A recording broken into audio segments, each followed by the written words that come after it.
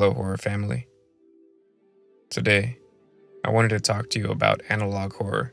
I had an experience with the film by director Kyle Edward Ball called Skinamarink. When I first watched this film in theaters, I remember sitting in my seat when the lights came on, thinking, why do I feel like I wasted my time? The film was extremely dark, and the audio was hard to hear until the loud jump scares appeared.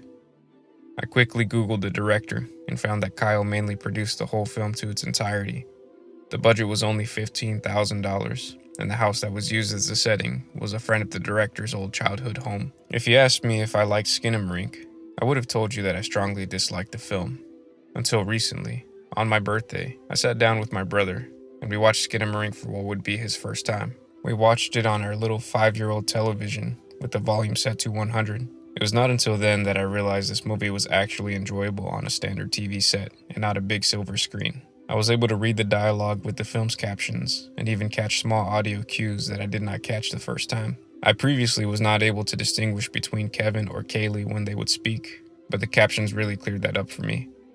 On top of the audio, I was able to see much more on our home television. In some scenes where Kevin was in the corner doing what the Skinamarink entity was telling him to do, you can actually see him acting it out. Movement in the toys and even faces in the shadows were much more visible. The film was definitely engineered for a home television set. This experience made me realize that Skinamarink is a perfect example of a subgenre of horror called analog horror. I wanted to talk with you all today about what exactly analog horror is and the elements that are necessary to create it. In this video, we are only going to cover analog horror cinema.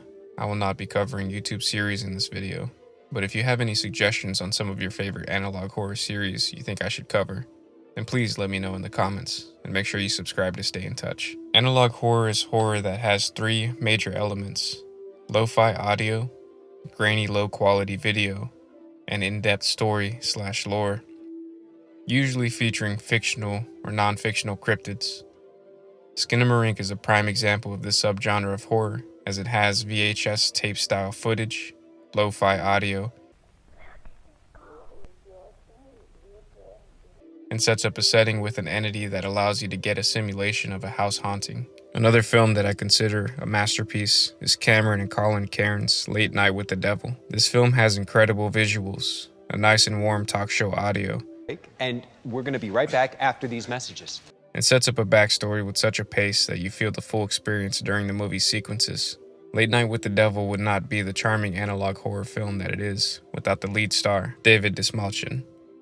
David brings fully believable emotion to the film, ranging from extreme anger and frustration for his late night show declining in views to his genuine excitement for the guests appearing on the final broadcast. He is the centerpiece for the atmosphere of the film. To briefly explain, Late Night with the Devil is a film that simulates a taped broadcast of a late-night talk show hosted by David Dastmalchian's character, Jack Delroy. The episode brings the psychic Christo on set to showcase his paranormal abilities, and Jack later brings out longtime paranormal denier, Carmichael Hague, to conflict with Christo's actions. Carmichael has an offer to anyone who can prove to him that paranormal energy is real. He and his research colleagues would gift them a grand monetary gift of $100,000. While Christo is the introduction to a tamer view of psychic and paranormal abilities, Jack has a plan to bring out cult-born child, Lily Diabo. Lily and her guardian, June, tell Jack that Lily has a special connection to her friend who lives inside her head that she calls Mr. Wriggles. The film dives into a seance, and chaos ensues. May I ask who is present now?